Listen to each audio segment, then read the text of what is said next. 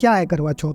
देखो, करवा चौथ जो है, इसको यदि हम अपने वेदों में देखेंगे, पुराणों में देखेंगे, नीतियों में देखेंगे, तो करवा चौथ का कोई उल्लेख नहीं मिलेगा।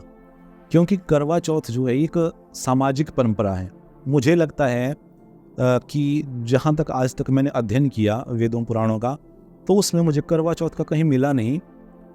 और ये मुझे लगता है कि शायद इसी कलयुग में आज से 500-1000 साल पहले ये एक परंपरा किसी ने बनाई होगी करवा चौथ की, कि भाई कोई पत्नी अपने पति के लिए रखे और कोई पति अपने पत्नी के लिए भी रख सकता है।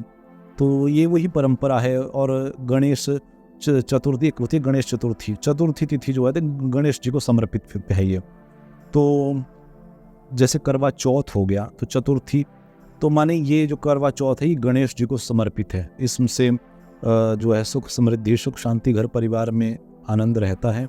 तो इस हिसाब से इस व्रत को किया जाता है कि, लेकिन ये अलग भाव रहता है लोगों का कि हम अपने पति की लंबी आयु के लिए, अगर कोई इस भाव से भी करे कोई भी व्रत, यदि पत्नी पति की आज्ञा से कोई भी व्रत कर रही है तो निश्चित ही वो व्रत पति की आयु को बढ़ाने वाला होता है। ऐसा नहीं कि करवा चौथ ही आयु को बढ़ाता है, कोई भी व्रत पति की आयु को बढ़ा सकता है, वृद्धि कर सकता है। लेकिन वृद्धि कितनी आयु की होगी? 1 साल, 10 साल, 50 साल नहीं, केवल 1 दिन की ही आयु उस व्यक्ति की बढ़ेगी।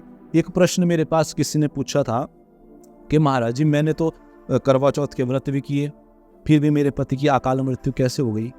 तो वो लोग ऐसा सोचते हैं कि शायद एक करवा चौथ का व्रत करने से 10 साल की आयु बढ़ जाती होगी। नहीं, केवल 1 दिन की आयु बढ़ेगी। एक करवा चौथ का व्रत करने से 1 दिन की आयु, ये जी। और करवा चौथ के व्रत में मतलब वैवाहिक जीवन के सुख के लिए ही स्त्रियाँ ये करती हैं टोटल, है ना। और गणेश जी का है ये चतुर्थी, तो मतलब विघ्न डालने वाले देवता, वो चीज़ हुई। लेकिन आजकल एक और ट्रेंड चला हुआ है, ये मॉडर्न होती जा रही है दुनिया, तो बहुत सी लड़कियां अपने प्रेमी, जिसको वो बॉयफ्रेंड कहती हैं, तो उनके लिए भी करवा चौथ रख लेती हैं। तो इस विषय में आपका क्या कहना है? अरे ये देखो, आजकल क्या बताएं, समाज कहाँ जा रहा है। आजकल की बहनों को पता नहीं क्या हो गया है कि वो एक सबसे पहले तो मैं आपको ये बता दूं कि संसार में कोई ये कहे कि हम आपसे बड़ा प्रेम करते हैं, या कोई लड़का किसी बहन से कह रहा है मैं तुमसे बड़ा प्रेम करता हूँ, सुबह शाम आपको वो मैसेज करेगा, गुड मॉर्निंग, गुड नाइट इत्यादि, और सब वो एक झांसे में ले लेता है। और लेकिन मुझे लगता है कि ये सब गलत है, नहीं करना चाहिए।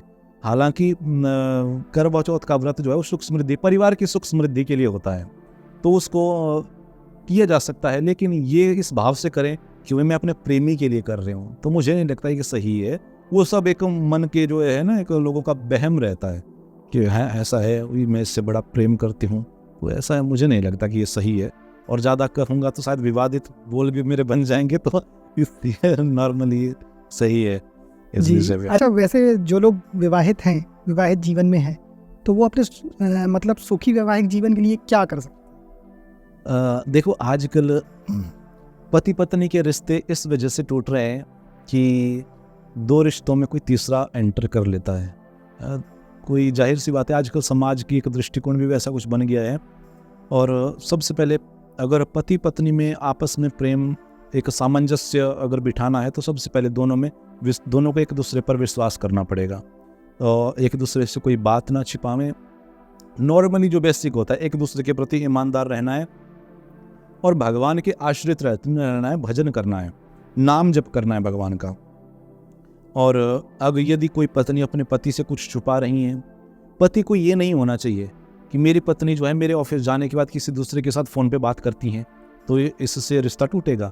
और किसी पत्नी को भी ये नहीं लगना चाहिए कि मेरे पति जो है कहीं और अटैच हैं, तो ये रिश्ता टूटने का सबसे बड़ा कारण रहता है। और पति पत्नी को आपस में विश्वास रखे, कोई बात एक दूसरे से ना छुपाएं, प्रेम पूर्वक एक दूसरे से अपनी सारी इच्छाओं को एक दूसरे से पूरी करें, और ना कि बाहर कहीं जाएं। तो इसीलिए आजकल जो है आप देखते हैं कितने रिश्ते लोगों के टूट जाते हैं। मेरे पास भी बहुत लोग कहते हैं महाराज जी ये ऐसे हैं वैसे हैं, लेकिन उन लोगों को मैं ये बताना चाहता हूँ कि सबसे पहले तो भगवान पे विश्वास करिए, और यदि आपके पति आपके लिए ईमानदार हैं, आप अपने पति के लिए ईमानदार हैं, तो निश्चित ऐसा रिश्ता कभी टूट नहीं सकता। ऐसे रिश्ते को स्वयं ही हमारे ठाकुर जी संभालते हैं। लेकिन इसके साथ साथ भगवान का भजन बहुत जरूरी है विवाहिक जीवन में। आजकल लोगों को ये मालूम नहीं कि गृहस्थी कैसे प्रारंभ की जाती है। बस केवल यही बाहर फंसे हुए हैं लोग माया में और गलत आचरण कर रहे हैं। अगर कोई व्यक्ति आचरण से चले तो निश्चित उसका रिश्ता कभी टूटेगा नहीं, परिवार में सुख भी होगा, शांति आनंद से जीवन कटेगा उनका। बस अपने घर का मुखिया ठाकुर जी को बना दो।